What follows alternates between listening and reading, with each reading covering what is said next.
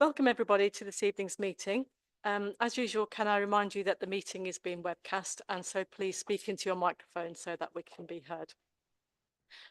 We'd first like to celebrate our local recipients of the King's Birthday Honours and give them a certificate from us to mark their award. So, Stuart, would you like to come and join us, please?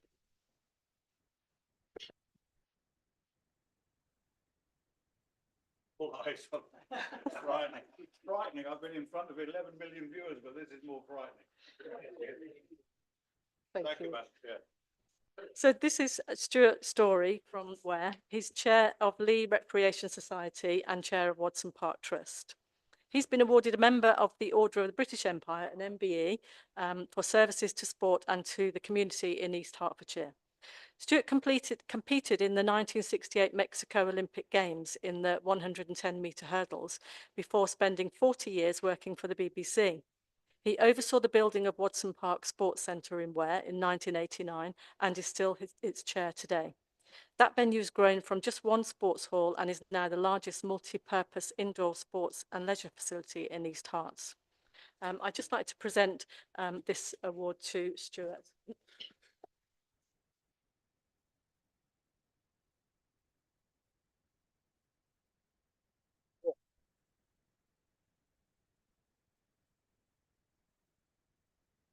Nora, Madam Chair, members of the council, thank you so much for this. This is an award that I got, but I dedicated it straight away to all those that were involved in as individuals, committees, and companies that enabled us to raise the initial 715,000, which we were able to start the project and get phase 1 done.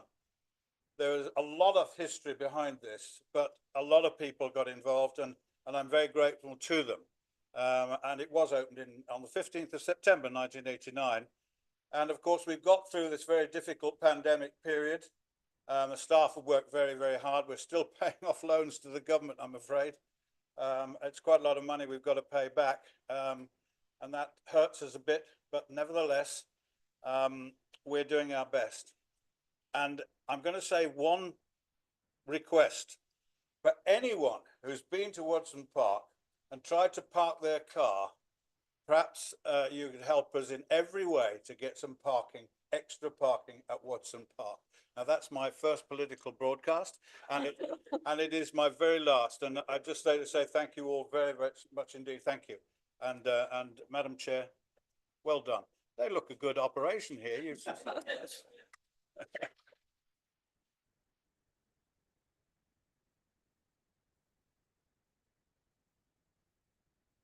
Thank you, Stuart. We've got a second recipient, Susanna Nicol from Ware, who is not able to be here, but we also do have a certificate for her. So I'd just like to acknowledge her while we're here. Susanna was awarded the Order of the British Empire, which is an OBE, for services to the construction industry. She was actually made an MBE 19 years ago. She started her career as a site engineer in 1993 after being inspired to join the industry following a site visit while at school. She became a chief executive of the National Specialist Contractors Council in 2002.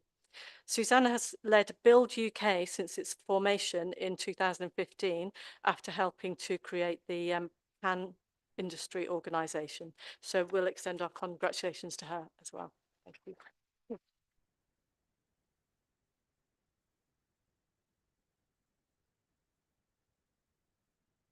Sadly, we have to move on. Members will have seen the notice that Paul Stevens sadly passed away after a short illness. Paul was the principal landscape officer in the planning team and will be greatly missed by colleagues and members across East Herts Council, where he's worked since 2008. Our thoughts are with Paul's family at this difficult time. We'd like to hold 1 minute silence in memory of Paul. Thank you.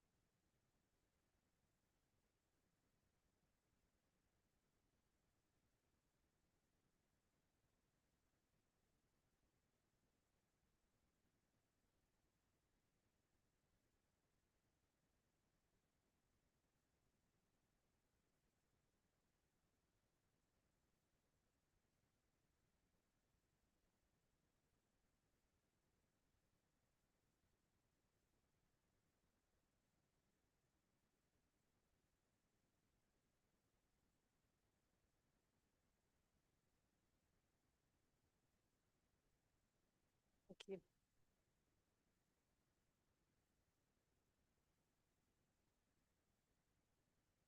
And then finally, in Chair's announcements, Councillor Adams and I are settling into the role of Chair and Vice Chair.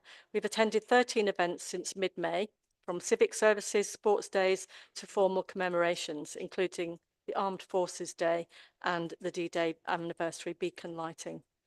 The civic part of this role is representing and promoting the whole district and enhancing the image of the district.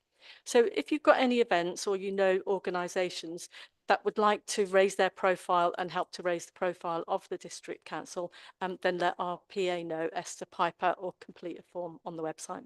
Thank you. So item 2 of the agenda, the leaders' announcements. Councillor Crystal. Thank you, Chair. I just wanted to start by mentioning that unusually, Councillor Stanbull isn't here tonight. His sign is out, but I'm aware that he's not well, and so I think I just wanted to let you all know, and of course that we all send our best wishes to him for his quick recovery. And I'm looking forward to seeing him again at the next executive on, I think, the 3rd of September. He never seems to miss them, and so I'm expecting to see him there. Just also wanted to mention a couple of quick highlights from the last few months.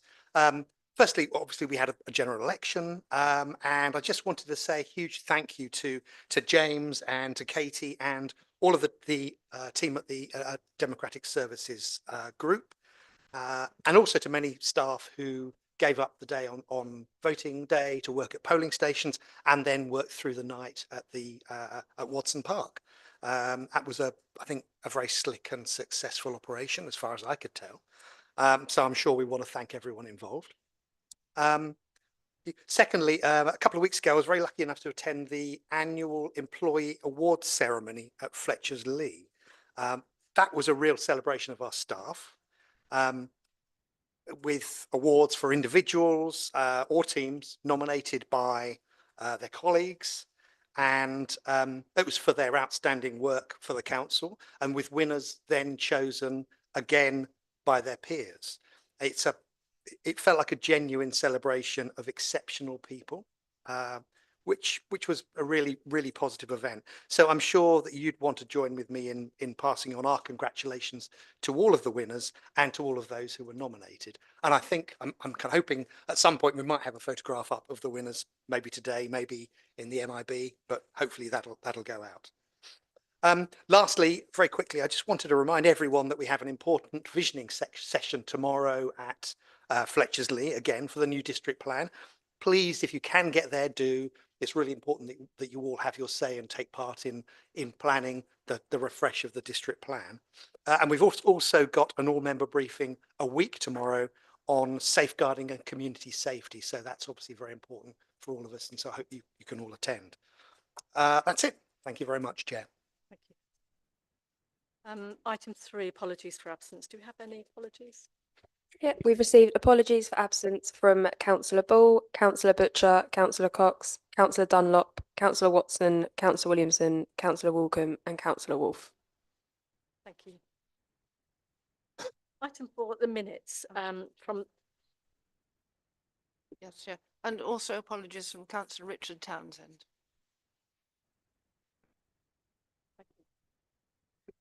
The minutes from the 15th of May 2024, pages 4 to 21. So we've got the minutes before us for 2 meetings held on that date. Are there any amendments to the minutes?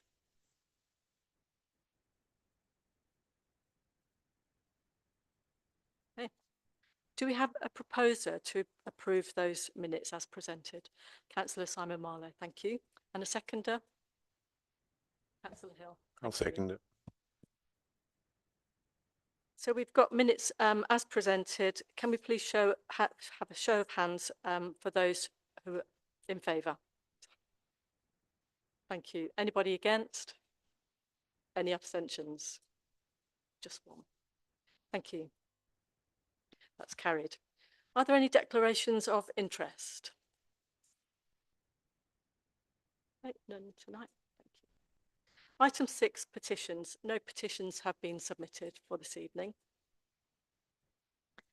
Item 7, public questions. They're on the supplementary agenda, page 3. One question has been submitted. Can I remind members that of the public that the questioner and responding executive member must ensure that the question and the reply is succinct. The total time allowed for consideration of any questions shall not exceed 15 minutes. And now that we've published the full responses a day after, short verbal responses are to be encouraged. So Mr. Carl Warnell has submitted this question, but he's not here, so I will read it out. Given the incoming government's reallocation of 10 hectares of green belt in East Herts as grey belt, what are the parcels of land in East Herts affected, and how does this affect planning policy? And I believe Councillor Glover Ward will respond. The government has not yet formally defined what grey belt is.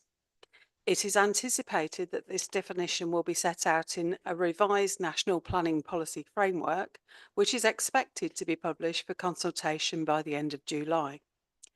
Only once we have a definition that is agreed will the Council be in a position to review whether or not it can accommodate any development on grey belt land. Thank you. So as Mr. Warnell is not here, there's no supplementary question.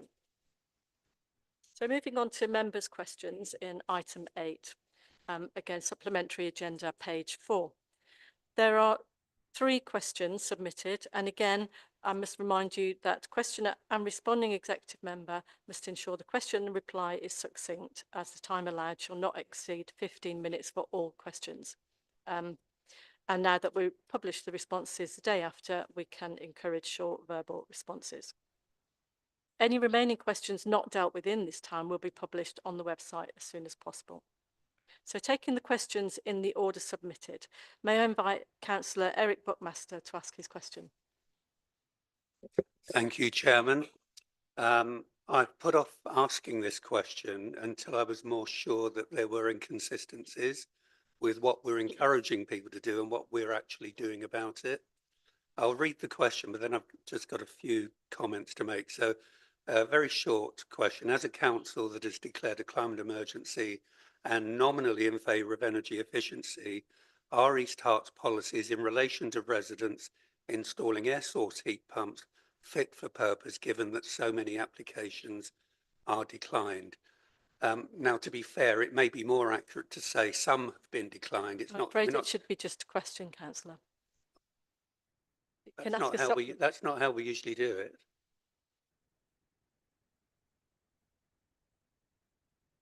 So we're not having any context then, Chairman. Through you, Chair. As long as the context is relating to the body of the question and it doesn't lead on to an additional sort of speech, then no, it's absolutely related. And I think it's worth putting the context so that members understand. So to be accurate, as I said, it's not that we're talking about huge numbers, but surprising those that have been declined. For members, it is complex. Permitted development is an option. It depends on location or choice of equipment.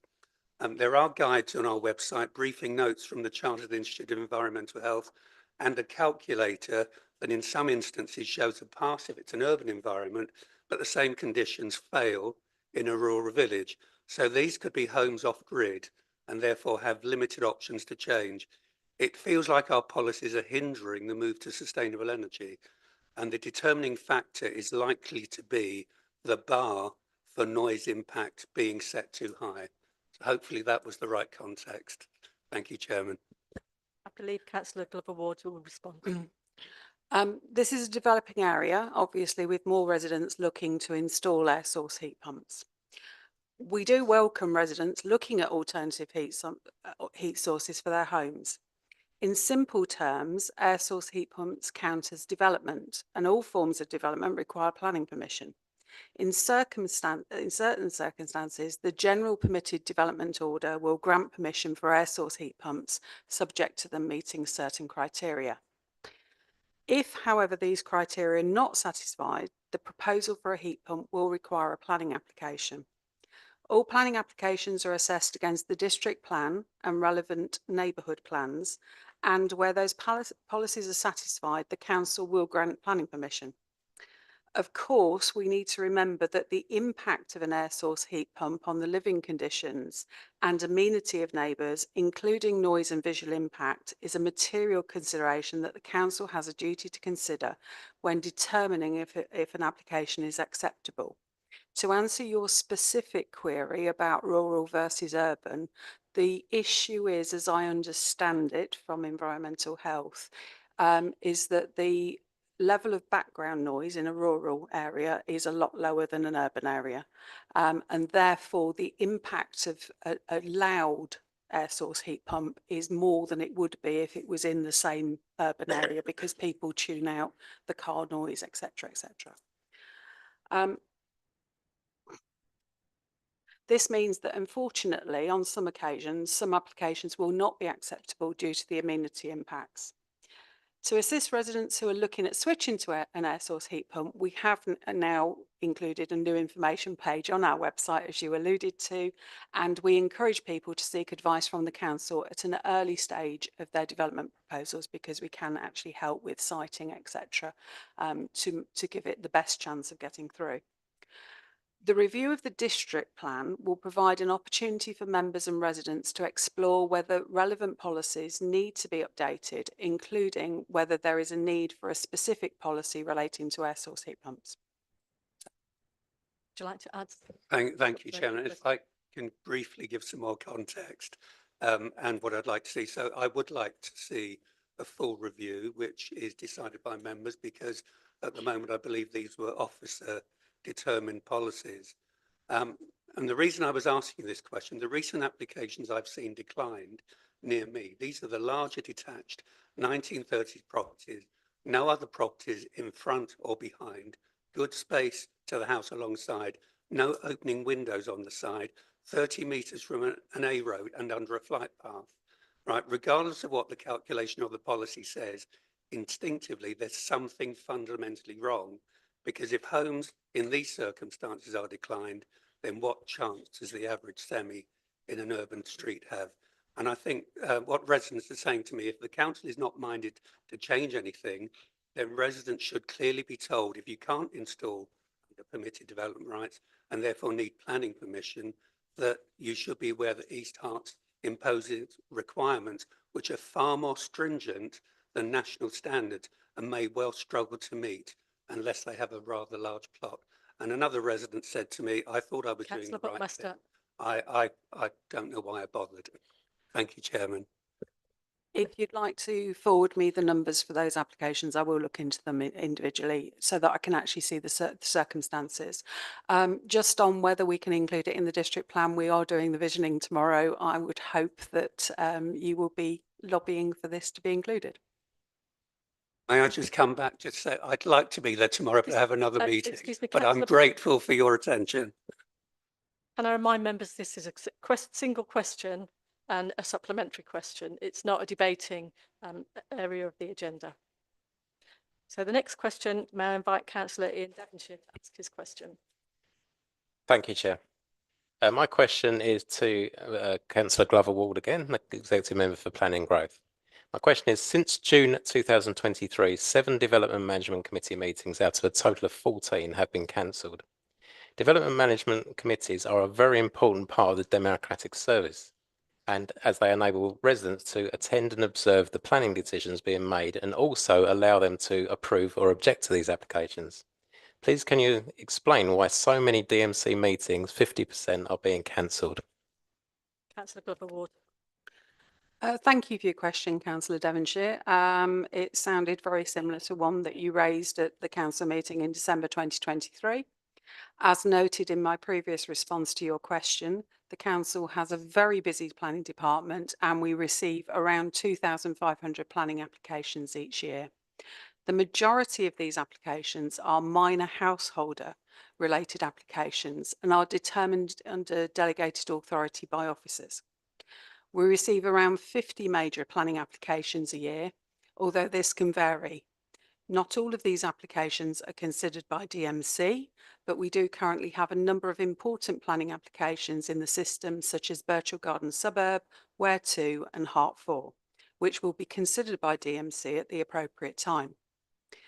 Major planning applications are generally more complex, with a huge number of comments from statutory consultees, interested parties and residents, coupled with we need to resolve technical planning matters. The process to review and resolve takes time, and in most cases they can't be determined within the statutory timeframes. To manage this, we have planning performance agreements, which are known as PPAs, in place with the applicants to guide them through the process and provide more realistic timeframes. Officers will only present applications to DMC for consideration when they consider that all of the planning issues have been resolved, and officers are able to recommend a robust planning decision. Occasionally, this means that applications won't quite be ready to be considered by DMC and meetings will have to be cancelled. Having looked back at DMC agendas since May 2019, I can see that this approach is not uncommon, and we have between 4 and 6 meetings being cancelled per year previously. I note that this calendar year we have held 4 meetings, with 3 having been cancelled because applications are not ready to be considered by DMC. As I've highlighted previously, this can change for reasons outside of our control, and it is important to ensure that we encourage quality applications to be presented and considered by DMC.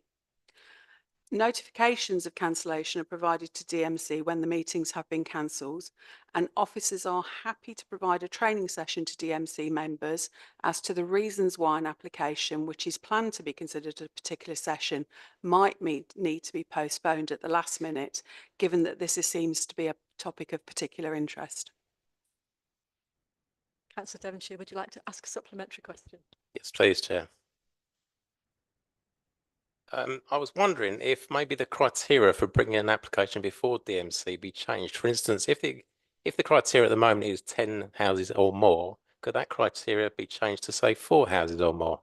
That would mean that we'd have more applications coming before DMC. And you might say to me, why are you banging on about this? Why is this so important? And the reason it is so important is the public need to see planning decisions being made. If it's made behind closed doors, they think there's something going on. If they see it being made in a DMC, they see the democratic process happening. So is there a chance that we could maybe change the criteria so more applications come before DMC and the public can see it being made? Thank you. I can take that back to planning and see how much resource that might take, because obviously there's a considerable amount of resource to prepare the full reports for DMC and present, etc., etc. And also whether that might impact some of the more strategic applications, because we'd have to delay things because of a greater volume of work. So I'll take that on board and we will look at it.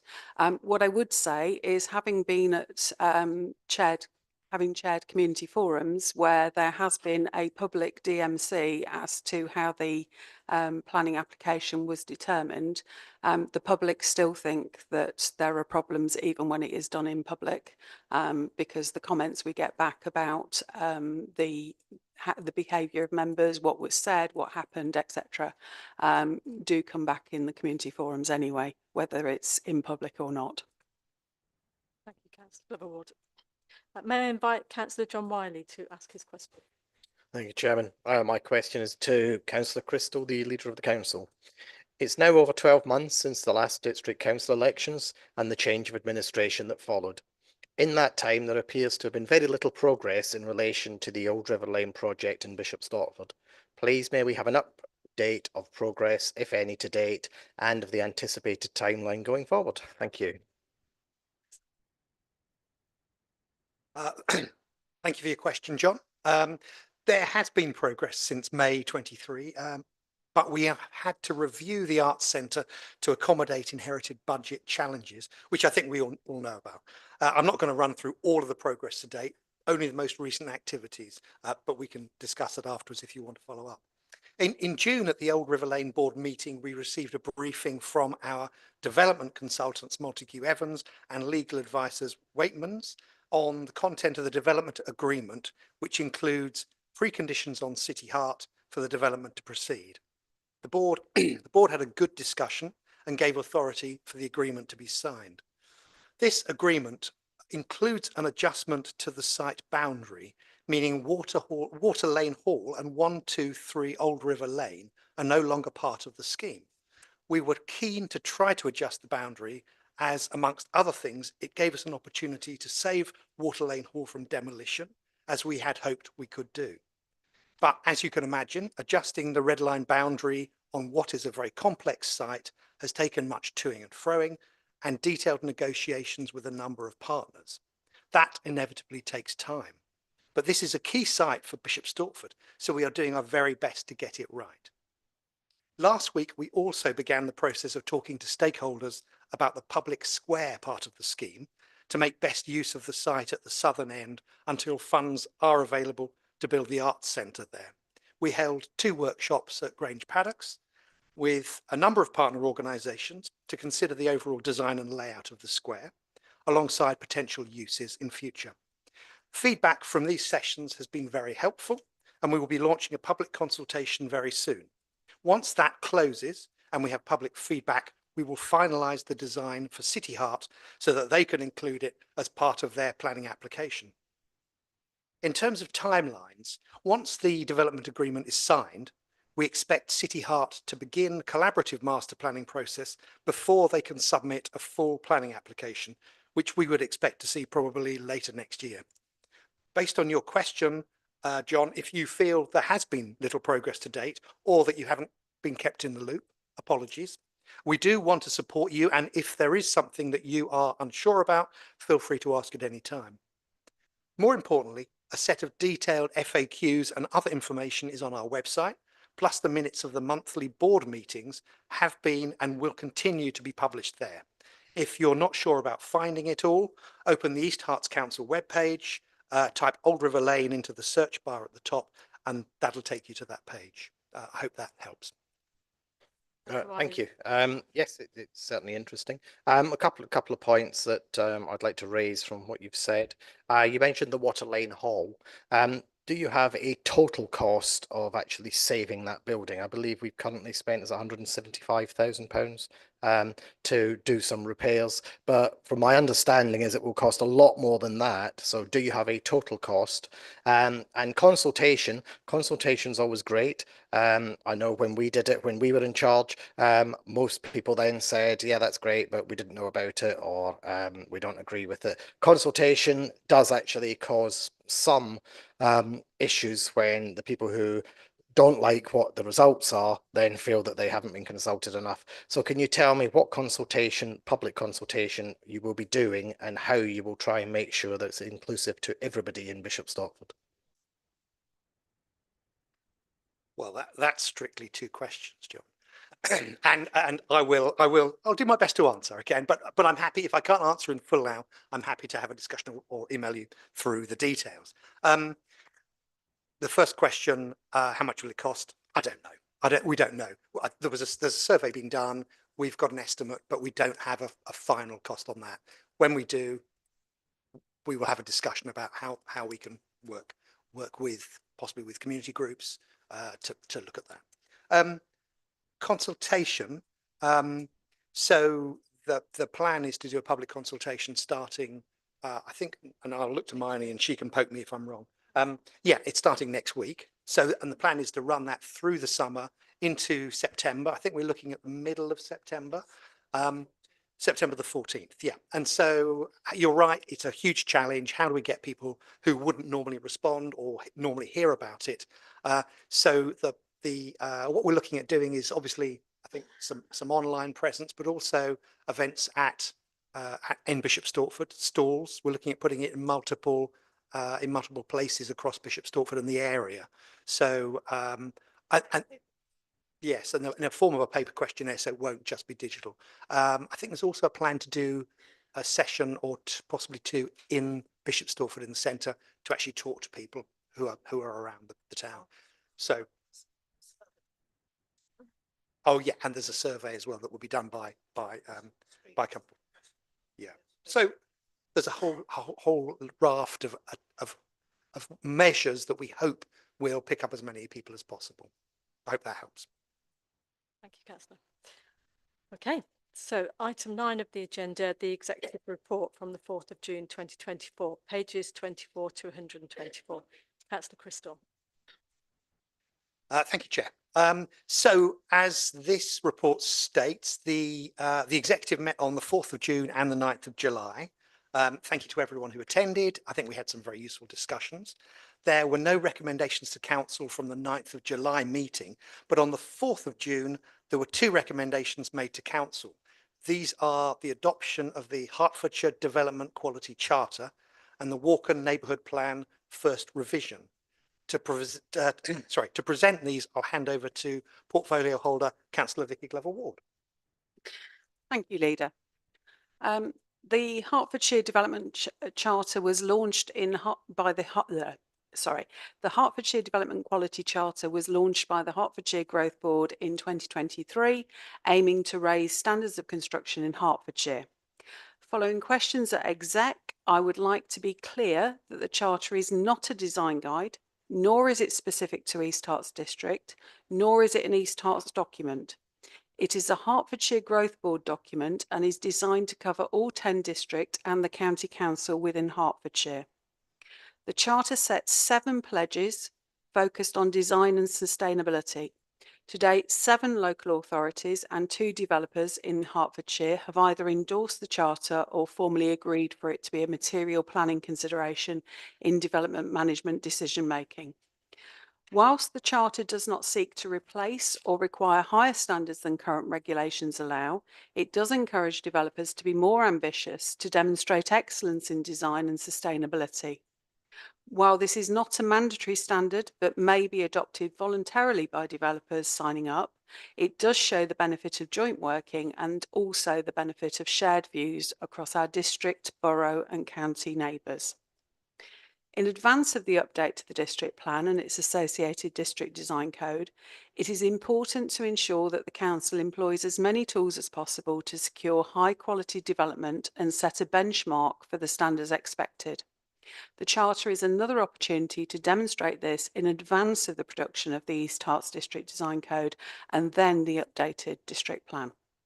As such, I propose that this quality charter be adopted. Thank you. Thank you, Councillor Glover-Ward. Do we have a seconder? Councillor Goldspink. Thank you, Madam Chairman. Yes, I'm very happy to second this. Thank you. Does any member wish to comment or ask a question? Councillor, stop. Sorry. Chair, I'm happy with what Councillor Glover-Ward said. In principle, this is welcome, but I feel that I feel the Charter is disappointingly feeble. And I think that Hertfordshire County Council and the Growth Board could have been more challenging to developers across the county. The Charter doesn't acknowledge the development management role of the district councils.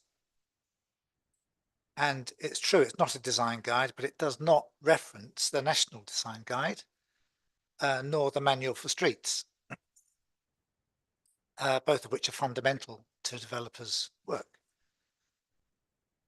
The key thing is the Charter pledges add nothing to the policies we already have in our own district plan. And it does not promote the County Council's own design review panel. Although there is passing reference, independent design review is extremely valuable in raising the quality of development beyond what the LPA can do by itself and beyond what DMC can do by itself. The one other pledge that goes beyond the district plan is long-term stewardship. This is of critical importance for successful places, but the Charter gives no steps, no practical steps or explanation to secure this. So these 2 principles, design review and long-term stewardship, I hope might be part of our own district plan review. I feel the Growth Board Charter is a lost opportunity to change the culture of major development within Hertfordshire. Councillor, stop. Councillor Deering. Thank you very much. I was just looking at my other county council colleagues to see if they might want to speak rather than me, but I'll just speak on our behalf, really. This is a charter which is, as Vicky has said, has got a very big component input from Hertfordshire County Council. This is the first charter of its type. It's good of you to acknowledge it's not a design guide because it's not intended to be a design guide. And I think it's a very, very positive step. And it may very well evolve over time. It may expand, but it's not existed before. I think it's a very good thing. I think we are very pleased that your recommendation is that this council will adopt it. With all due respect, I think that must be the right thing to do. And we are very optimistic that developers will sign up to this. And of course, the key thing is that we do want people to sign up to it. We don't want people to be scared away by it. So we hope we pitched it at just about the right level. So my group will clearly be voting in favour of this council adopting the quality charter. Thank you very much. Councillor Deering. Councillor Buckmaster. Thanks, Chairman. Yeah, I was just looking again at the charter pledges. I agree. It's probably good to have a common approach across Hertfordshire, and I think that's what this is trying to achieve. In terms of the pledges, if you look at the way we've been working on strategic sites like Gilston over the last few years, all of those pledges are things in the way that we're doing them anyway. So it might be we're ahead of the game compared to some other boroughs and districts, but to have a common approach, I think, is a really key thing here. Thank you, Chairman. Yes, Councillor Goldspink. Thank you, Madam Chairman. Well, I recognise the limitations of this, but overall I support it very strongly.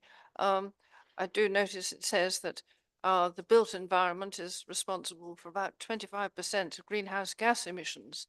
So anything that we can do to raise awareness of this fact and to encourage environmentally friendly building, I think is to be welcomed. I like the idea also that it's across the whole county. And I like the idea it is raising ambitions, even if it's not enforceable in law, it is raising awareness and it is raising ambitions. And I think this is very much to be welcomed. Thank you. Thank you, Councillor. Oh, sorry, Ben.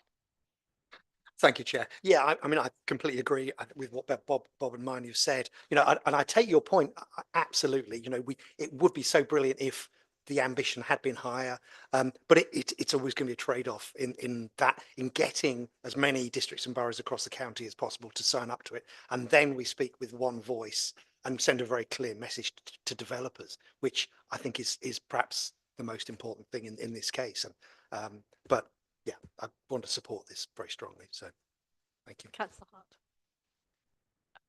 Just to come in to support with what Councillor Aesop was saying, I think the problem with it is if you set the bar really low, and we all accept that it's going to be a low bar because we don't believe that developers will sign up to anything that has any substantive weight or makes any meaningful impact on sustainable development and protection of the environment, then we're kind of agreeing that development will be substandard and the environment will suffer as a consequence because we're not putting the ambition out there. So we're all raising our hands and saying this is good enough. Then we say what isn't good enough is good enough. And that clearly can't be the case. And it's good to hear that East Herts District Council is ahead of the game in looking at how to protect the natural world with the conflicting needs of people who need homes. And I do believe that we are ahead of the game. But if we are ahead of the game, we should say we're ahead of the game and not sign up to a watered down charter. Thank you.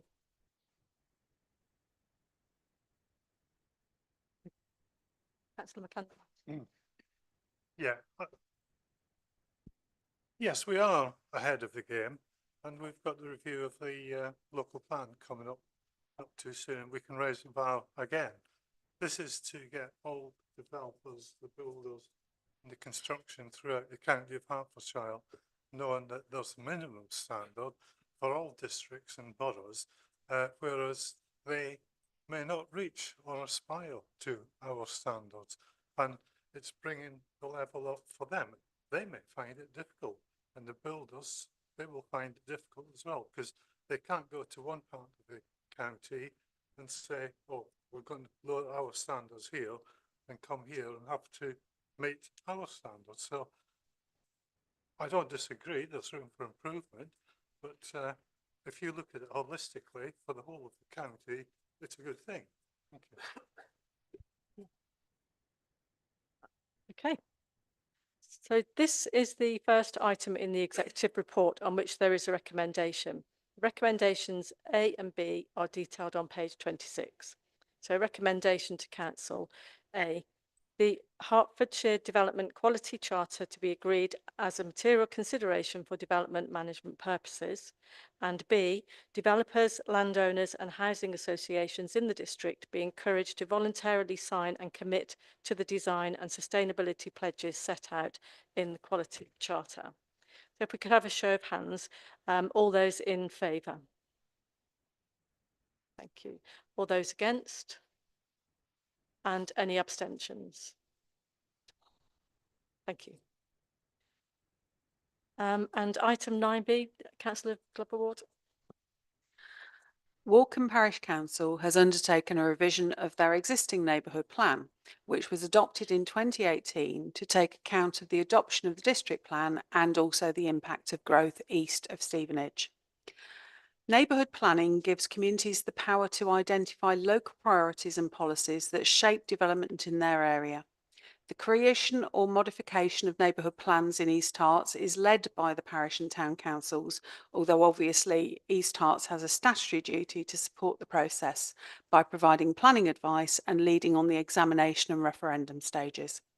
With 15 neighbourhood plans now adopted in East Herts, neighbourhood planning is a positive tool for engaging local communities in the district's planning process. The changes to the Walkham neighbourhood plan focus primarily on protecting village character and the natural environment, including the identification of a countryside gap to the west of the village, new non-designated heritage assets, 2 new local green spaces, and the creation of a tree charter to protect important trees in the neighbourhood area. The plan does not allocate sites for development because the district plan housing requirement has already been achieved in this village. In the examination report, the examiner praises the neighbourhood plan revision for positively seeking to protect the environment, for aiming to improve the amenity of local people, and for conserving local heritage and landscape. He concludes a referendum is not required and recommends that the neighbourhood plan is adopted, subject to some minor modifications to ensure that the NP aligns with national guidance. It is therefore considered that neighbourhood plan will be a positive addition to the East Herts development management process. I therefore propose that the council resolves that the Walkham neighbourhood plan first revision is formally made, i.e. adopted, and will replace the current Walkham neighbourhood plan 2018. Thank you. Thank you. And you're proposing. And do we have a seconder? I'd be very happy to second that, yes. Thank you, Councillor Defley. Does any member wish to comment or ask questions?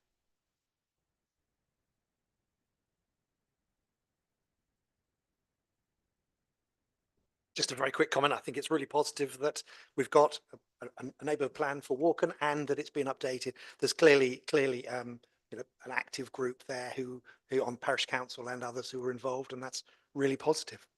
Thank you. Okay, so this is the second item in the executive report on which there is one recommendation. Recommendation A is detailed on page 26.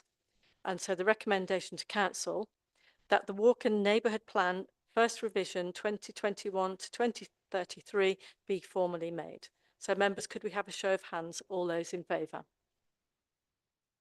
Thank you. Any against? Any abstentions?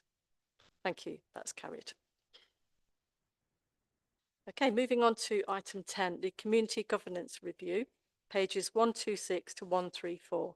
And I'd like to invite the Leader of the Council, Ben Crystal, to present the report. Thank you, Chair. As you will hopefully have read and seen in the paper, in 2010, the government recommended that every 10 to 15 years, councils like East Herts carry out a community governance review. What does that mean? You'll see in paragraph 2.2 that it relates to town and parish councils and includes things like changing parish boundaries, creating new parishes or abolishing them, renaming them or changing their electoral arrangements. Why now? If you remember back to 2022, and not everyone was here then, obviously, the Local Government Boundary Commission review of East Herts proposed a review of community governance for Ware, Wareside, Thundridge and Rush Green. And that process was agreed here at full council in July 23. However, the electoral services team subsequently lost its manager at around that time, and resources only became available earlier this year. Then we had the elections in May and July, which again delayed it until now, with the result that the statutory 12-month timetable for that initial proposal has elapsed. So this paper proposes we start afresh, I suppose, and fold the reviews of Ware, Wareside, Thundridge and Rush Green into a community governance review across the whole district. East Herts Council wrote to all parish councils in May seeking views and whether they want to be included. Just to be absolutely clear, this is not East Herts Council imposing its views on changes to parish and towns. It's about listening to those councils and consulting with residents, listening to representations and following statutory guidance and rules. If agreed tonight, we'll have 12 months to carry out that review, and the proposal is to set up a cross-party working group to look at areas for community governance review and to ensure that it's done in a completely open and fully democratic manner. The role of the group and the process it would follow is described in paras 2.11 onwards. I'm very happy to propose this paper to the council. Thank you, Councillor Crystal. And Councillor Horner, we can second it. Yes, I'm willing to second this this report and reserve my right should there be a debate. Does any member wish to comment or ask a question? Councillor Jacobs. Thank you, Chair. I'd like to welcome this review and the approach that Councillor Crystal's outlined. I did have a couple of questions though, and one observation. So the questions, Council wrote out back in May 2024 to parish councils asking for initial views. It'd be useful to have an indication of the level of response. That'll give us an idea what the appetite is for change across the parishes. Second question is, would it be useful for me to understand what the next steps would be after the scoping study has been done in those 9 months between the end of the scoping study and the completion of the work? Thirdly, the observation really is that the 3 months for the completion of the scoping study does seem ambitious. It does seem very tight, particularly given the time of year that it will be conducted across. So I'd be useful to understand if there's any wiggle room in that. Thank you. Thank you, Councillor. Councillor Deering. Yes, just on behalf of my group, I absolutely echo what you've said, Ben. This clearly is a good thing.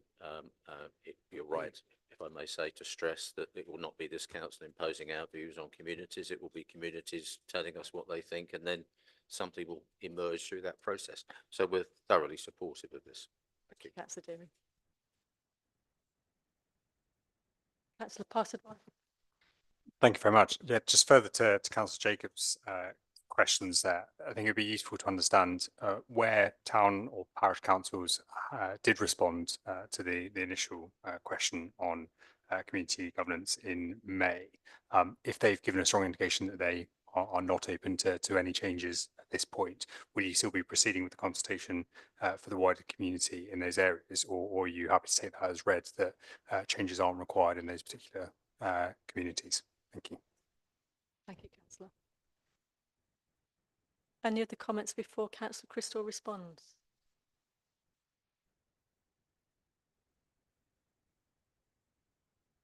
Councillor Goldsmith. Thank you, Madam Chair. I think Bishop Stortford is also very keenly interested because we do have some anomalies on the southern edge of Bishop Stortford, and we'd be very glad for them to be looked at. Thank you. Thank you. My answer is simple. I don't know the answers, and I'm going to look at James. Katie, James. I think there are a few questions there, so I'll try and cover them as I recall them. Please remind me if I've forgotten any. I think someone said, what happens if councils do not want any changes made to them? I think we'll need to look at it in the round to what we're getting back, because there might be neighbouring councils, one that does want something, one that doesn't, one that directly impacts on the other. So we'll need it will be a very sort of a delicate operation of making sure that we keep everyone as happy as possible with how we proceed and what we can and can't do. Going back to what's already been said, it is about listening to local communities about what they want to happen to their areas, not about us dictating to them what's happening. However, in circumstances where a neighbouring council says that they want outcome X and that impacts on the neighbouring council that don't want anything to happen, we'll need to weigh those up as to what the best outcome is, and try and reach an outcome that best serves the community, and look at the reasons given by each council for that. So that will be a delicate balancing act in those circumstances. As to what happens next, as I'm sure you can imagine, it is quite a complicated and detailed process. It's probably best if we take that offline, and I can provide something to members who would like to know step by step what we propose happens next, rather than try and take you through that in this setting. It is a statutory process, so as you can imagine, it is set out what happens when and in what order. So we can provide that so that members have a bit of a better understanding how we proceed past receiving views from parishes. And I've just been pointed to by Katie to my right that there is a in paragraph 2.13 of the report before you today, there are some processes set out there. They are just headings. If you want to know what those headings mean and how long they'll take, and the actions involved in them, then please do let us know. We can set that out. But as I say, it probably isn't the best use of time for us to go into that detail in this setting. But then, as I say, it's a statutory process. It'll follow a particular path, and I can set that out outside of this meeting if that's something that you would like. I don't know if there were any other questions. Sorry. Our number of responses so far. We've had about 6 or 7 so far. Councillor Holt. Thank you, Chair. Just quick, and it might be something to follow up after, but regarding if there is a change of boundaries of a parish, and I suppose that in regards to not only district council wards, but also county council divisions, that I gather that there could be some complexity rather if that goes across their lines, and regarding having multiple members, would that be any change there? Maybe that's something to follow up after, but just an observation. Thank you. Thank you for the question. A reference was made a moment ago to the boundary commission work that was carried out at East Herts a couple of years ago now, I think, which was specifically looking at the boundaries that you're referring to there, Councillor Holt. This process doesn't look at the district council wards. This is to look at parishes and towns. So that work that you're referring to there has already kind of taken place back in 2022, I think it was. We're certainly not looking at county wards either. Sorry, just a bit of clarification on my question. Not regarding the change of the wards, more that there would be maybe multiple members for a same parish if 2 parishes were merged, because obviously at the moment, from my understanding, is that wards and also divisions engulf single wards, single parishes, but it could result that actually that if it's expanded, or if a parish boundary is expanded, then it could have multiple members.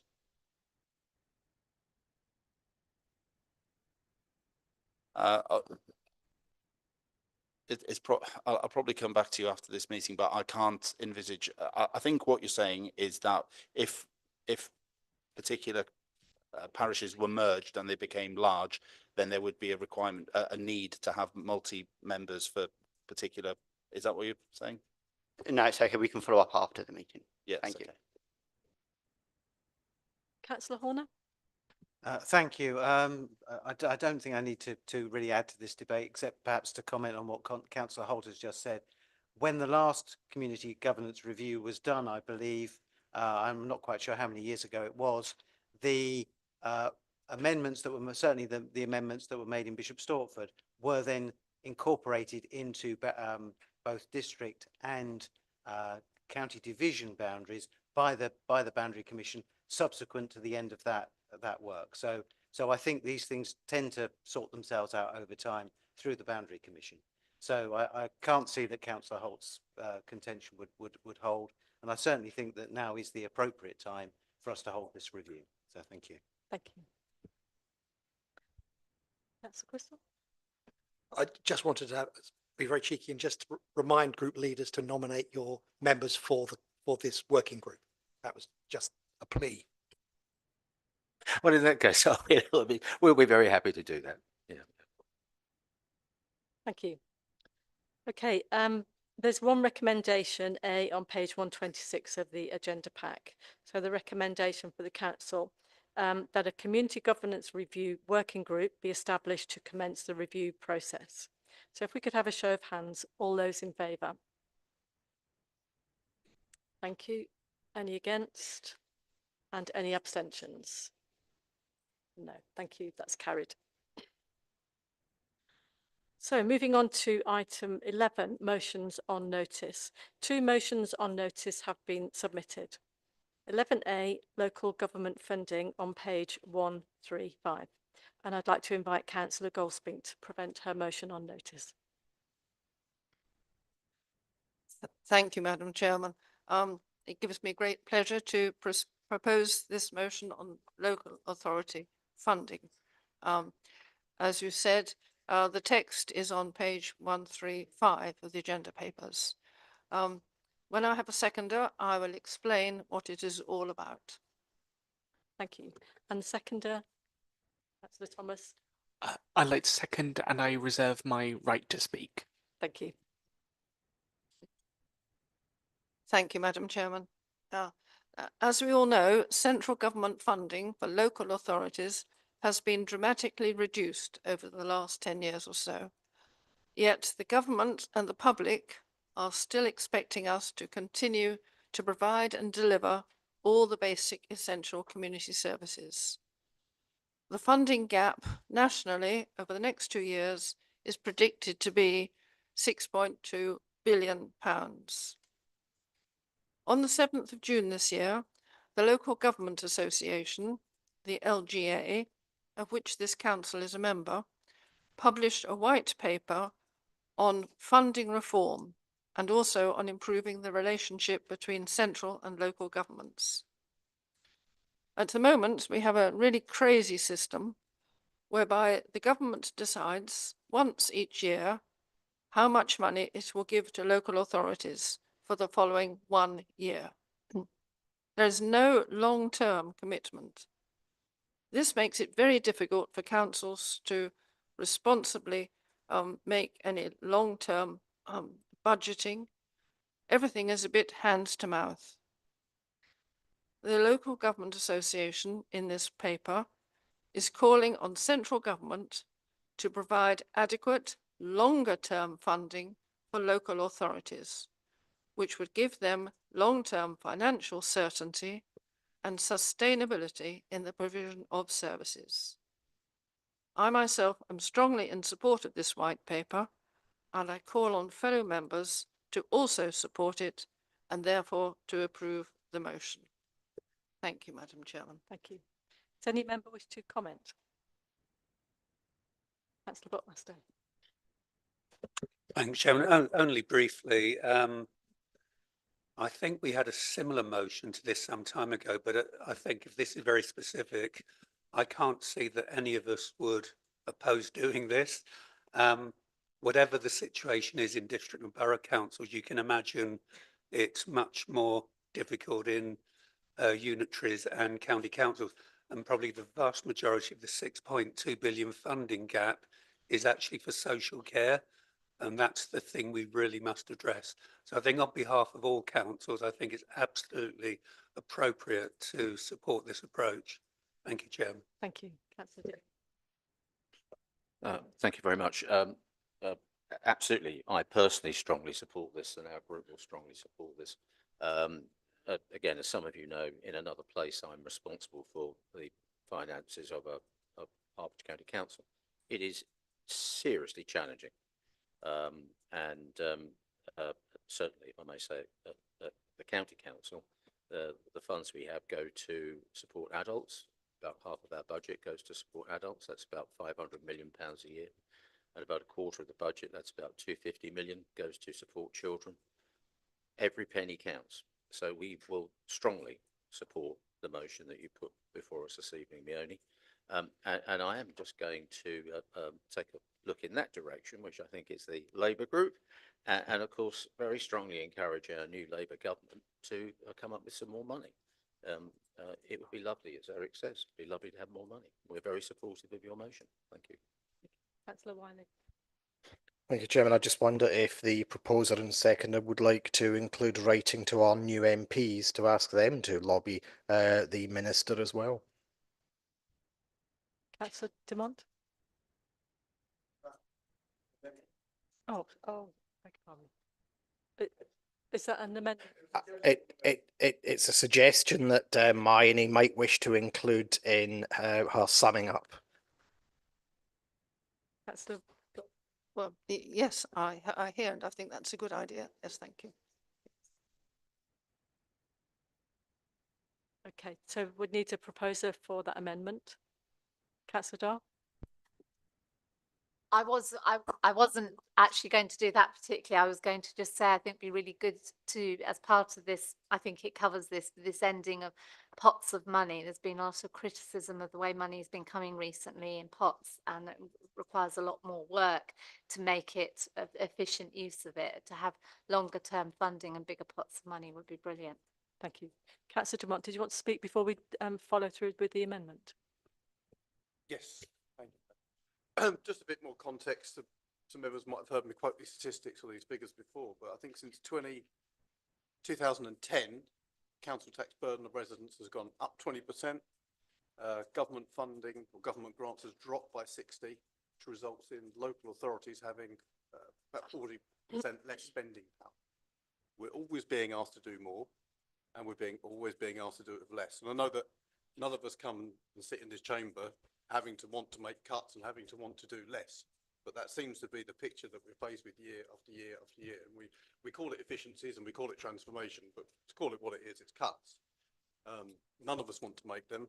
And again, I think hopefully if we can look at the new government, something fundamentally can change, because there are examples in other countries where there's more localism and more of the tax that's collected locally can be spent locally, and they've got different models and different systems. But the way it's working at the moment, we seem to be waiting. I think we get our budgets a week before Christmas or something like this. We know what the funding pots are. It's our Christmas present. We get a sack of coal sometimes. But it makes it very, very challenging for the exec members responsible, for our officers as well, for our Section 151 officer. So something needs to change, because it can't continue like this indefinitely. Councillor Williams.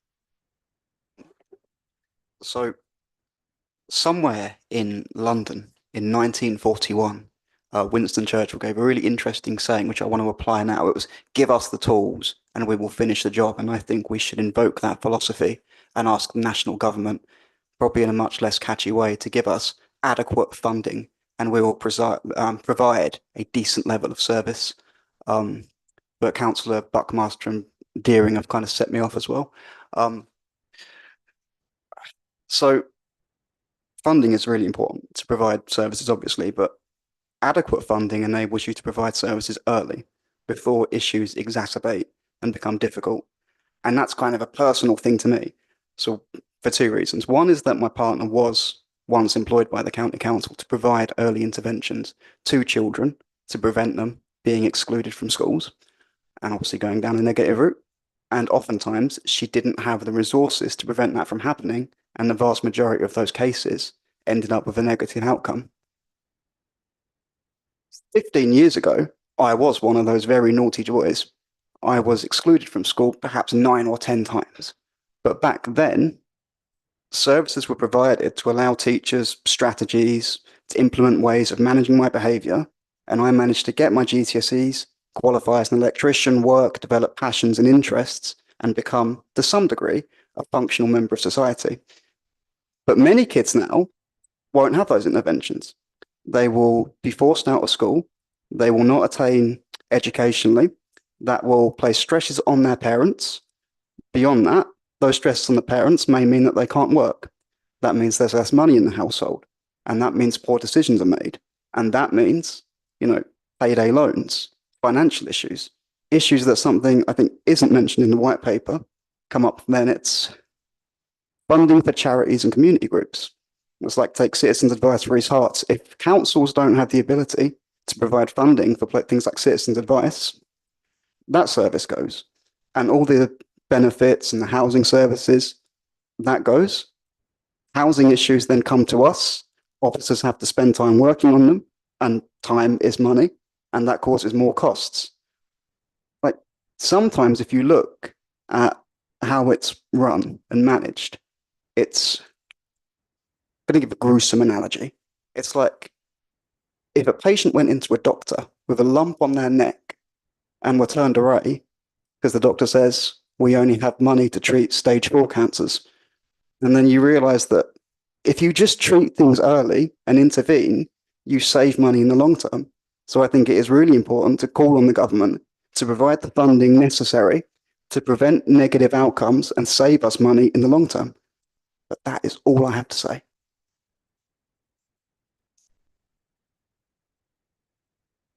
Thank you, Councillor Williams. Can we please work towards a proposer for the amendment from the suggestion from Councillor Wiley? I'm happy to propose an amendment, Chairman, which is Miney's comments plus we write to our 3 local MPs. Councillor Glover? I'm happy to second that. Thank you. So if we could, do you need to just speak to it?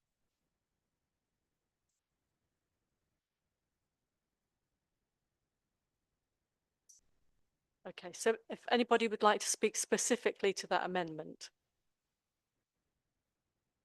Councillor Goldspink. Thank you, Madam Chair. Yes, I'm happy to accept that, and I would suggest we just put it in the last paragraph of the motion. At the moment it says, accordingly, that's this district council, will write to the Local Government Association Senior Vice Chairman and also to the Government Secretary of State for Housing, Communities and Local Government, expressing these views. So after local government, we could say, and to our local MPs. I don't think you mean the whole country. I think just the 3 that represent East Herts. And to our 3 local MPs. So I think that would fit in as the amendment. Thank you. Yes. Thank you. Okay. So all those in favour of that amendment, please raise your hands. Thank you. Anybody against? Any abstentions? Okay, thank you.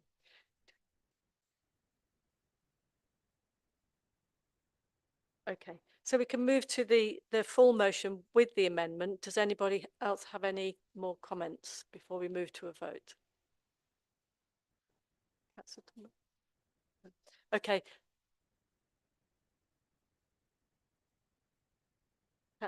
Councillor Goldspink, an opportunity to respond again. Thank you, Madam Chairman. I would like to thank everybody for their support across the chamber. You've all brought extra ideas and comments, and I really appreciate all of them. And I think we all want to do the best that we possibly can for our community. We all are very frustrated by the lack of funds. And as Councillor has so eloquently said, if you intervene early by providing proper services, you can save so much heartache and tragedy and trouble later on. So yes, so I'm very pleased to hear all the support. Thank you all very much. Thank you. So let's move to a vote of the motion with the agreed amendments. All those in favour, please raise your hands. Thank you. Anybody against? Any abstentions? No. Thank you. That's carried.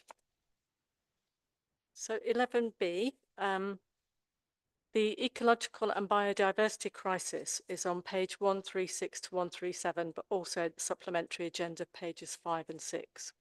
So please note that under paragraph 322.7, Councillor Hoskin has altered his motion on notice, and it can be found on pages 5 to 6 of the supplementary agenda. So I'd like to invite Councillor Hoskin to present his motion on notice. Thank you, Chair. All part of a cunning plan to get in early so that we don't have an amendment, I hope, subsequent time. So just by way of explanation for that, the alteration that was made and recirculated, I reached out because I really do believe that this is a cross-party, apolitical issue. It should be just something that is something that I hope we can all get behind. So I reached out to Councillor Buckmaster in his role both within this council, but also primarily within his role at Hearts County Council with environmental responsibilities, and specifically the local nature recovery plan, which is in place or just kicking off at this stage. So with that, I was grateful to receive an update, and that's now been added in. It's the final sentence for clarity within the motion. It's a very short motion. I'm going to whiz through it. I don't want particularly to edit it again, so I'm going to whiz through it because there's some there's some desperately important things in there. So this council recognises that there's an ecological and biodiversity crisis and that the natural world is under threat. In our county alone, 76 species have become extinct in the last 50 years. Insect populations have suffered drastic declines with far-reaching consequences for both wildlife and people. With a third of our food crops pollinated by insects, there's a lot to lose. Much of our wildlife relies on insects for food. And without them, we risk the collapse of our natural world. This growing ecological crisis is intrinsically linked to climate breakdown, which is beginning to seriously affect the health of our environment and the well-being of our residents. In East Hearts, we have special responsibility for valuable wetland areas found in the Stort Valley and the internationally important Lee Valley Special Protection Area and Ramsar site. Our chalk rivers are not yet protected by statutory designations, but are under increasing threat from water abstraction and pollution, and so need special protection. A recent chalk stream survey by Salmon and Trout Conservation UK showed that numbers of mayflies, a key indicator species for river health, were down by 44% when compared with 1998 data. So this is real-time decline. This council believes that the consequences of the biodiversity loss and ecological impacts alongside the climate emergency are so severe that one of our top priorities must be to put actions in place that help prevent these impacts from getting worse. We've already started to review what can be done to conserve and enhance biodiversity as required under the Biodiversity Duty of the Environment Act 2021. Furthermore, the council has contributed to the formulation of the Hertfordshire Climate Change and Sustainable Partnerships Biodiversity Action Plan and is working with partners across the county on the local nature recovery strategy, which is due to be finalised within the coming 18 months. The council has fully incorporated the biodiversity net gain requirements and which were also included within the 2021 Act, within its planning requirements, with detailed guidance available to developers on the website. So despite all this activity, we believe there's more that can be done, both within our own estate and within influencing landowners, residents, and businesses within our district. Recommendations. This council declares an ecological and biodiversity crisis. We commit to embedding nature's recovery at the heart of its strategic plans. We support the goal defined by the Wildlife Trust to protect 30% of land for nature by 2030. We commit to tackling the climate and nature emergencies together and prioritising in nature-based solutions. We resolve to use an evidence-based approach to protect critical natural capital and build back and reverse losses to our nationally and internationally important species, including our rare chalk streams. We resolve to set up a biodiversity forum consisting of elected members, cross-party for preference, officers and co-optees from expert bodies to examine the ecological and biodiversity needs of the district and put forward proposals for the council's consideration. The output from the East Hearts Forum and Hertfordshire's nature recovery strategy can be used to establish potential delivery mechanisms and to leverage government funding towards achieving the crucial recovery of nature in our area. I'd like to recommend or propose this motion. Thank you, Councillor. Councillor Nichols, I'd like to second this motion. would you like to speak? Or I'd reserve like your... to reserve my right to speak. Thank you. Does any member wish to comment? Councillor Buckmaster. I suppose I should now. Yeah, I'm grateful for Councillor Hoskin for reaching out. As we've seen this evening on many other subjects, we have a common cause. And I think on things as important as this, we need to all work together. And I absolutely support it. I don't think we should be shy about using the word crisis because the evidence is all around us. And it is, as mentioned, it's complementary to the Hertfordshire-wide Local Nature Recovery Partnership. And many of us were at the stakeholder consultation, one of 5 across the county that was taking place today. We actually have a lot of influence in this council chamber. Some are on the board with me. In fact, out of 4 councillors, 3 of the board members are on this council. So we've got Vicky and Ben and me. Alex is one of the on one of the steering groups. So a lot of influence here.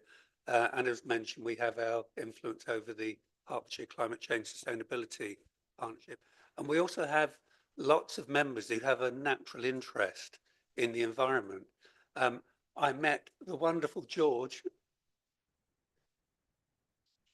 I can't mention where I met him this morning, but he has my absolute admiration. And we have members who work on environmental matters, managing land, and volunteers.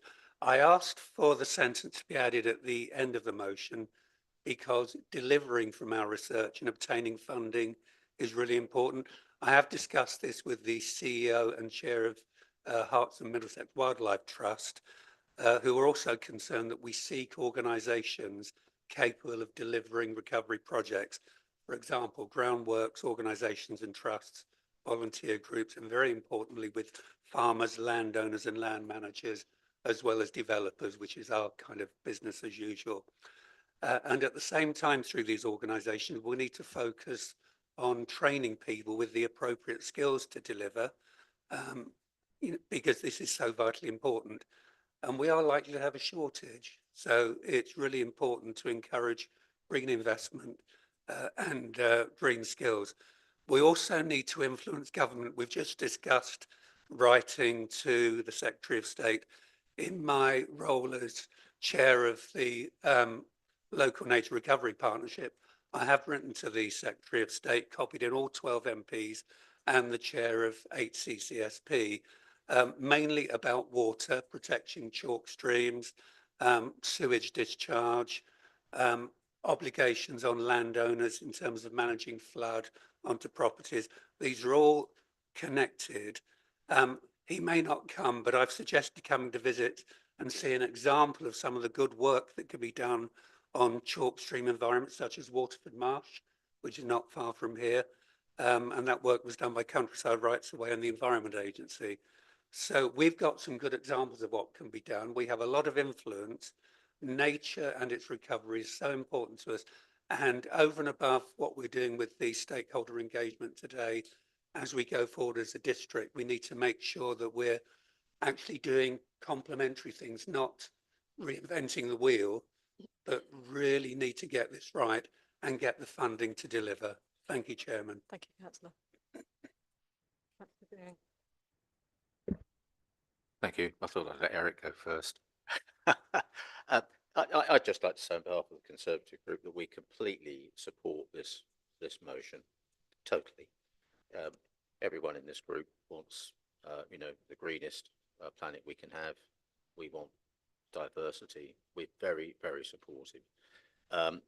Within that, and relative to the specifics of your paper, Tim, I am just going to make a point that it's not a criticism at all, actually. It's a point that arises from paragraph 3 of the recommendation section. Protect 30% of the land for nature. We would certainly be very supportive of that. And I might just also say we are very supportive of chalk streams. They're really important, very, very valuable world status assets that we have in Hertfordshire and East Herts. But the point that I'm going to make arising from paragraph 3 is, of course, that at least on this side of the chamber, and I suspect on the other side as well, we are quite concerned about the so-called grey belt. What on earth does it mean? And does this mean that the new government is going to find a way to trample all over the green belt? And that will be very serious for people that live in the green belt, but by extension, it will be very serious for the habitat that occupies the green belt. So if there's a way arising from this that we somehow or other can go back to central government, possibly through the MPs again, to say, what on earth do you mean by the grey belt? We would like to know. And just allowing for that input into your motion, we will strongly support your motion. Thank you, Tim. Thank you, Councillor. Councillor Glover Ward. As per my answer to the question earlier, we are anticipating that we should have a pretty good idea what grey belt is in a week or so. So once we know that, assuming this motion gets passed, which it sounds like it will be, we can address it accordingly, because we will have the motion as well as any planning concerns in the consultation document. Councillor Carter. Thank you. Thank you, Chair. Yeah, so thanks to Tim. I think this is just probably one of the most important motions that could, you know, come before this council. It is the climate crisis, the biodiversity crisis. They are probably the biggest challenges we're going to face. Nature isn't something which is nice to have. We're all part of nature, and if we destroy nature, we destroy ourselves. It's not it's a fundamental problem. The one thing I perhaps might add is that it's very important to have all of these practical steps that we can take to influence development and so on, and to create these to protect and enhance habitats. I hope that I'm sure that in the development of the district plan, we will look at not just places which are particularly rich in habitat, but also the ways in which we can develop nature corridors, and also even small spaces, front gardens, tiny green spaces, just to create that landscape in our towns as well as in our more rural areas. Thank you, Councillor Williams. I just want to be a little bit positive, because there is some good news on the so I just want to talk very briefly about my favorite bird, the swift. If anyone doesn't know, swifts are 49 million years old in their history. They've been coming to this island since before it was an island, and somehow in 30 years we've managed to deplete 60% of their number, which is quite impressive. But there is good news. Across Hertfordshire, particularly in Hertford and in Ware, we have some fantastic swift groups who have been going around raising awareness, lobbying, and getting success with getting sovereign network homes to allow the installation of swift boxes. And I have some friends at a little shed in Ware, the men's shed, and they have taken it upon themselves to build, I think, thus far 200 swift boxes, which is going to go a very long way in helping the species. Just a small thing, because I imagine everyone here has contacted parish councils as well. The Hedgehog Preservation Society run a scheme. They have this Hedgehog Heroes Roll of Honour. All you have to do is email them, ask for some stickers to put on your strimmers and lawnmowers, which just tell the staff, check for hedgehogs first, because strimmers are a big nuisance for hedgehogs. And you can upload the evidence of that back to the Preservation Society, and they will add you to their Roll of Honour. And think what a fantastic badge that would be to wear for any individual council. I've sent the requested information as well. Restarts. Yeah, they're fantastic. I think there's a lot of good here. And on Councillor Deering's point on grey belt, it really concerns me. The other day I stumbled upon, near my mum's in Goffs Oak, a disused old industrial area. It's been abandoned for about 15 years. And you would think that is, prime land for building. But you look what's there. It is filled with tons of saplings, brambles, weeds, a fantastic array of insects and butterflies, vital habitats, especially when we've lost 60% of our flying insects in the past 20 odd years. It's really important. As these habitats go, they can't be replaced. They're lost forever. The more we lose, the more we're going to lose. And it's not just a scientific issue or an economic issue. I think it's a cultural and moral one. If you think for thousands of years we've lived on this island, we've all grown up seeing these wonderful species, and they're disappearing. And future generations will not get that experience of watching a little hedgehog rustle around in the garden. And there is a frightening point to this. I read in a nice book the other day, and there's a quote from there which basically said, you can't protect what you don't love, you won't love what you don't know, and you won't know what you don't see, sense, or hear. And I worry that too many children now do not grow up having those precious memories of wildlife. Is all. Councillor Dumont. Again, Councillor Williams has said some very important things I think we can all agree with. Very good evening. It's a really interesting point you make about the hedgehogs, because at a recent St Savage Parish Council meeting, I must confess, I don't know the name of the group, but a chap came from the group and explained the importance of hedgehog corridors, highways, hedgehog highways. And you know, there's little things that residents can do like that because their habitat has been taken away, their natural journey paths or whatever it is, are all being have disappeared due to development. And yeah, I mean, we just don't see them on the side of the road anymore, do we? Not that it was a good thing to run them over, but you don't see them anymore. And you raise a point about children. When I was a little kid around here, a chap called David Tree, he was a big conservationist, a friend of mine, or friend of my parents, had a farm, and I remember him taking me, one of my earliest memories, to show me all the different types of butterflies that he had on his farm. I took my little boy to a great place of nature, the Alps, at the weekend, and I had to show him there's a butterfly. You know, it was just not something that that he sees growing up in East Harts anymore. So yeah, you've made some very good points again, and it's really good to see that everyone in this room is totally behind it. And to everything we said earlier about budgets and things that we can't do, this is some really good things that we can do, not just for now, but for long into the future. Stop. Thank you, Chair.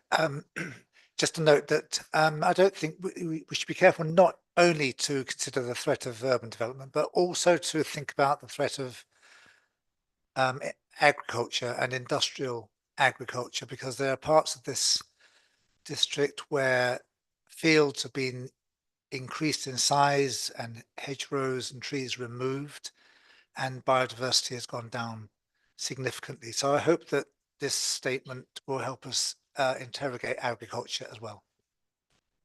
Councillor Swainson. Thank you. I'd just like to very much support this motion as well. I'm a bit old. It worries me every time we have a summer evening and open the windows.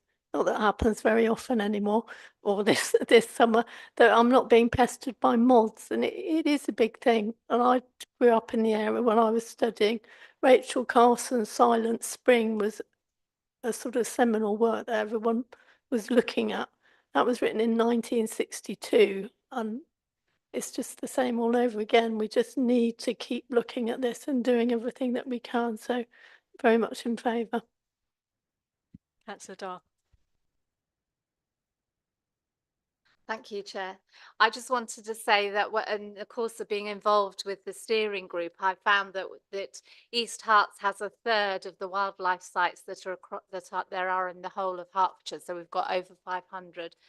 There's 1,500 across the whole of Hertfordshire, and that's a great natural asset. And wouldn't it be wonderful if through this focus of this motion that we can protect that and enhance what we've got, along with the precious chalk streams, we've got huge natural assets. Thank you. Councillor Hart. So end on a positive note. Little things can go a very long way in where the local farmers have been putting nesting boxes up for barn owls. And we've got 2 nesting pairs now of barn owls, being completely magnificent, of course. So, and it didn't take a lot. It took a box on a tree and the owls came back, and boxes on trees aren't expensive and they're not difficult to do. So we should always be looking for the little things. Untidy gardens encourage hedgehogs. Pollinating flowers, it will encourage butterflies. So I think a lot to be said for educating people in East Harts about the little things they can do to really create East Harts a biodiversity wonderland. Thank you. Councillor Devonshire. Thank you, Chair. I just want to say one thing about chalk streams. If you, I think Councillor Hoskin mentioned abstraction. If you want to see abstraction, what abstraction does a chalk stream? I've got one in my ward which isn't a chalk stream. It's just a dry riverbed, and it's like that for 3 to 4 months every summer. It is really quite sad because there's no water in there whatsoever for a good, like I say, 3 to 4 months every summer. Thank you. Councillor Candrew. Thank you, Tim. Thank you for bringing this paper. Very good. Fully agree. On your recommendation number 3, we support the goal defined by the Wildlife Trust to protect 30% of the land for nature, yeah? On the 20th of September 2020, the Prime Minister committed to protect 30% of UK land in boost for biodiversity, and over 4,000 square kilometres of new land in England will be designated and protected. I was just wondering if it's worth a letter to the new government to ask where they are with protecting 30% of the UK land and how far they are to purchasing or designating the 4,000 square kilometres of new land. Is that an amendment proposal? No, no, I hmm?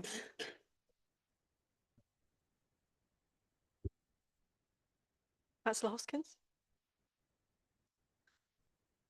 I didn't hear an amendment. Anybody else? Oh, Councillor Nichols?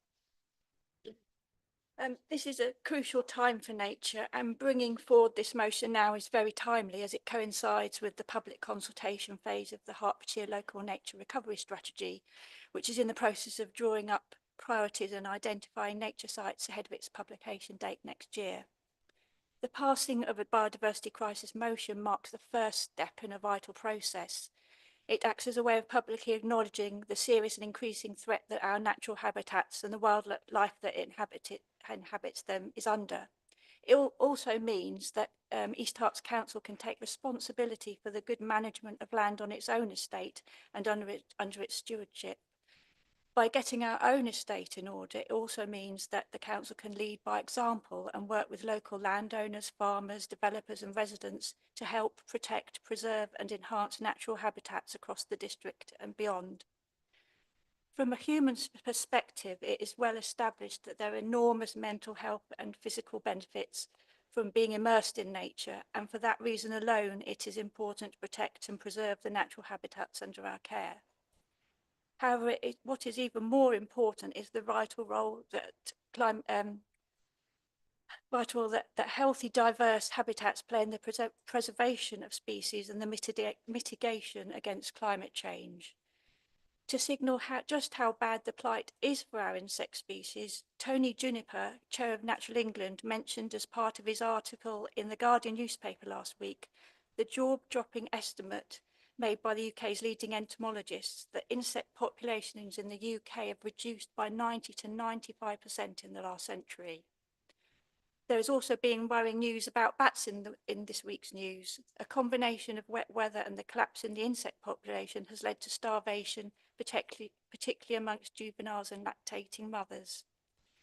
We've already mentioned the plight of our local wetlands, including our globally rare chalk streams, and it's crucial to monitor and protect these habitats to protect against further decline from a range of threats, including development, pollution, sewage dumping, over-extraction, and of course, climate change. Thank you, Councillor.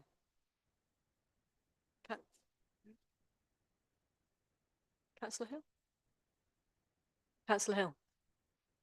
So just a suggestion, is there scope to work with local businesses to influence them to do more for wildlife? Because businesses are quite unique in the fact that out of working hours, the sites are normally very quiet at night, you know, when nocturnal animals come out and at weekends, and they're actually quite good places for biodiversity. But also, I mean, just looking at the ecological thing, I mean, the company I work for has plans to be carbon neutral by 2030. We have a water strategy, we have an energy strategy, and we have a zero waste to landfill strategy.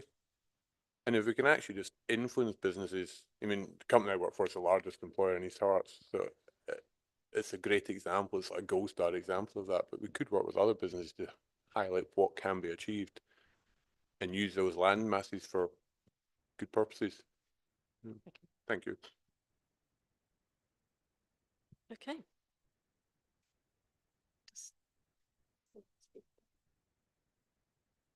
Councillor Hoskin, would you like to respond?